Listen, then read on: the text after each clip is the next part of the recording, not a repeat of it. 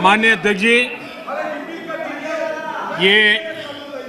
ये हो हल्ला, ये आवाज, ये रुकावटें डालने का प्रयास एक सोची समझी रणनीति के तहत है। और सोची समझी रणनीति ये है कि जो झूठ फैलाया है, जो अफवाहें फैलाई हैं, उसका पर्दाफाश हो जाएगा, सत्य वहां पहुंच जाएगा तो उनका टिकना भारी हो जाएगा। और इसलिए हो हल्ला करते रहो, जैसा बाहर करते हैं वैसा अंदर भी करते रहो, यही खेल चलता रहा है। लेकिन इससे कभी भी आप लोगों का विश्वास नहीं जीत पाओगे, मान के चलो। माननीय अध्यक्ष जी, ऑर्डिनेंस के बाद और पार्लियामेंट में कानून बनने के बाद किसी भी किसान से मैं पूछना चाहता हूं कि पहले जो हक उनके पास थे, जो व्यवस्थाएं उनके पास थी, उसमें से कुछ भी इस नए कानून ने छीन लिया है क्या? इसकी चर्चा, उसका जवाब कोई देता नहीं है। सब कुछ वैसा का वैसा वो है पुराना। क्या हुआ है? एक अतिरिक्त विकल्प व्यवस्था मिली है, वो भी क्या कंपलसरी है? किसी कानून का विरोध तो तब मायना रखता है कि जब वो कंपलसरी हो। ये तो ऑप्शनल है। आपको मर्जी पड़े यहां जाना है जाइए, आपको मर्जी पड़े वहां नहीं जाना है वहां जाइए, जहां ज्यादा फायदा हो वहां किसान चला जाए, ये व्यवस्था की गई है। और इसलिए प्लीज अधीर रंजन जी, अब ज्यादा हो रहा है। अधीर रंजन जी प्लीज, अब ज्यादा हो रहा है, अब ज्यादा हो रहा है। मैं आपका रिस्पेक्ट करने वाला इंसान हूं और मैंने पहले कह दिया, आपने जितना किया, जहां रजिस्टर होना हो गया। और बंगाल में भी टीएमसी से ज्यादा पब्लिसिटी आपको मिल जाएगी। बाबा क्यों इतना? हाँ दादा, देखो मैं बता दिया, चिंता मत करो, मैंने बता दिया।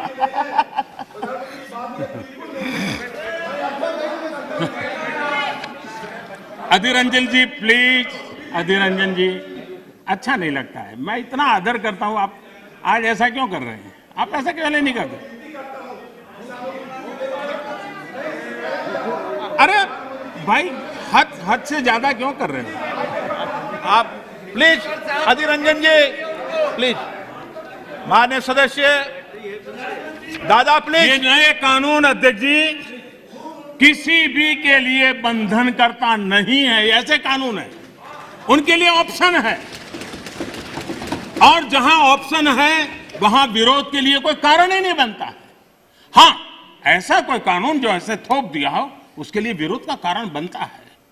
और इसलिए मैं कहता हूं लोगों को, और मैं देख रहा हूं आंदोलन का एक नया तरीका है। क्या तरीका है? आंदोलनकारी जो होते हैं वो ऐसे तरीके नहीं अपनाते। आंदोलन जीवी होते हैं वो ऐसे तरीके अपनाते हैं, और वो कहते हैं ऐसा हुआ तो ऐसा होगा, ऐसा होगा तो ऐसा होगा, ऐसा होगा तो ऐसा होगा। अरे भाई, जो कुछ हुआ ही नहीं, जो होना नहीं है, उसका भय पैदा कर करके, और पिछले कई सालों से लगातार सुप्रीम कोर्ट का एक जजमेंट आ जाए, कोई निर्णय नहीं हुआ है, और एकदम से तूफान खड़ा कर दिया जाए, आग लगा दी जाए देश में। ये जो तौर तरीके हैं, उन तौर तरीके जो भी लोकतंत्र में विश्वास करते हैं, जो भी अहिंसा में विश्वास करते हैं, उन सबके लिए चिंता का विषय होना चाहिए। ये सरकार की चिंता का नहीं, देश की चिंता का विषय होना चाहिए।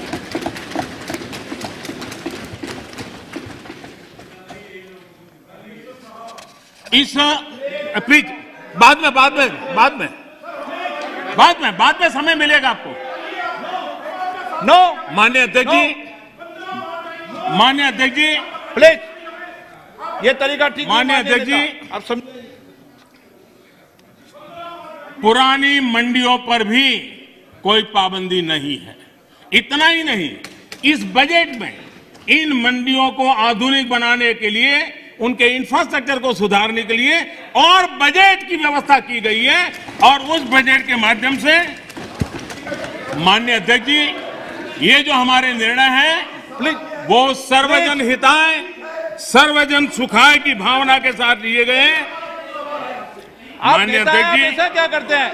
आप सीनियर व्यक्ति हैं, प्लीज प्लीज बैठे। माननीय अध्यक्ष जी, इस सदन के साथी भली भांति इस बात को समझते हैं, लेकिन कांग्रेस और कुछ दलों ने बड़े जोर शोर से बातें अपनी कही लेकिन जिन बातों को लेकर के उनको कहना चाहिए कि भाई ये नहीं, ये अपेक्षा ये होती है कि उन्होंने इतना स्टडी करके आना है। इतना ही नहीं, जो लोग ये कहते हैं, हाँ, मैं हैरान हूं, पहली बार एक नया तर्क आया इस सदन में कि भाई हमने मांगा नहीं था तो दिया क्यों? हमने मांगा नहीं तो दिया क्यों? पहली बात है कि लेना न लेना आपकी मर्जी है, किसी ने किसी के गले मड़ा नहीं है, ऑप्शनल है, एक व्यवस्था है और देश बहुत बड़ा है। हिंदुस्तान के कुछ कोनों में इसका लाभ होगा, हो सकता है किसी एक आध कोने में न भी हो, लेकिन ये कंपलसरी नहीं है। और इसलिए मांगा और दिए का मतलब नहीं होता है। लेकिन मैं फिर भी कहना चाहता हूं, इस देश में माननीय अध्यक्ष जी, दहेज का कानून, दहेज के खिलाफ कानून बने, ये इस देश में कभी किसी ने मांग नहीं की थी, फिर भी देश की प्रगति के लिए कानून बना था। माननीय अध्यक्ष जी, ट्रिपल तलाक, इसके खिलाफ कानून बने, ये किसी ने मांग नहीं की थी, लेकिन प्रगतिशील समाज के लिए आवश्यक है, इसलिए कानून हमने बनाए हैं। हमारे यहां बाल विवाह पर रोक, किसी ने मांग नहीं की थी कानून बनाओ, फिर भी कानून बने थे, क्योंकि प्रगतिशील समाज के लिए आवश्यक होता है।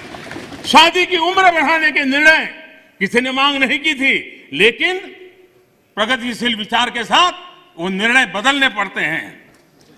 बेटियों को संपत्ति में अधिकार किसी ने मांग नहीं की थी, लेकिन एक प्रगतिशील समाज के लिए आवश्यक होता है, तब जाकर के कानून बनाया जाता है। शिक्षा को अधिकार देने की बात किसी ने मांग नहीं की थी, लेकिन समाज के लिए आवश्यक होता है, बदलाव के लिए आवश्यक होता है, तो कानून बनते हैं।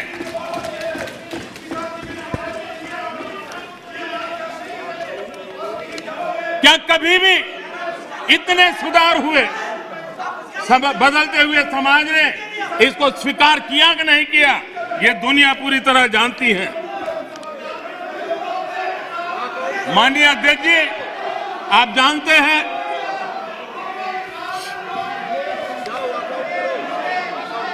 ने पर्याप्त समय, पर्याप्त अवसर दिया है बोलने का, ये तरीका ठीक नहीं है आपका। ठीक,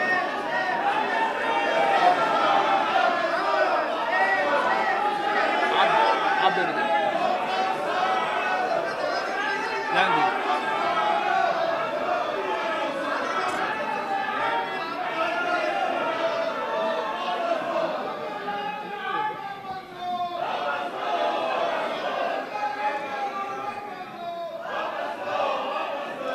माननीय अध्यक्ष जी,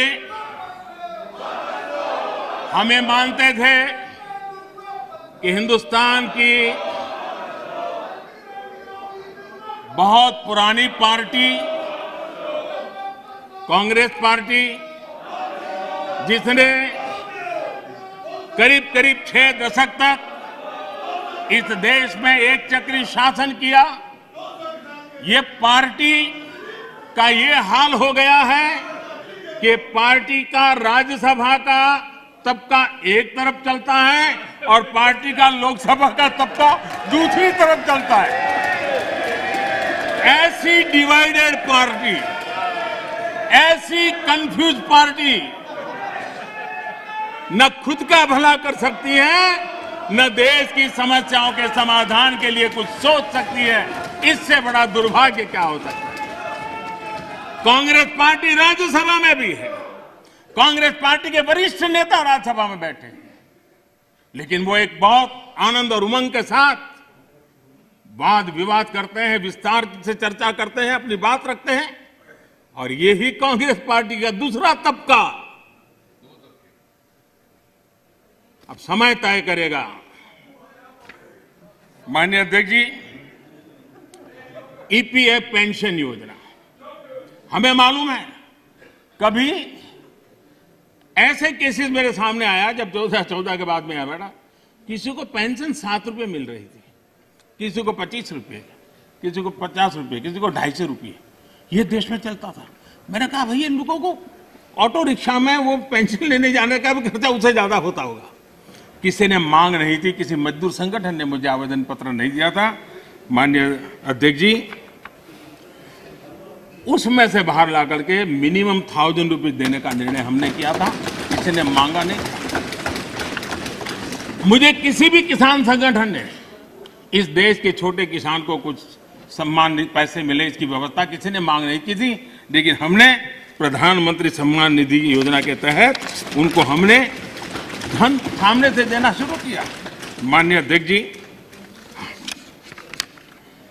कोई भी आधुनिक समाज के लिए परिवर्तन बहुत आवश्यक होता है।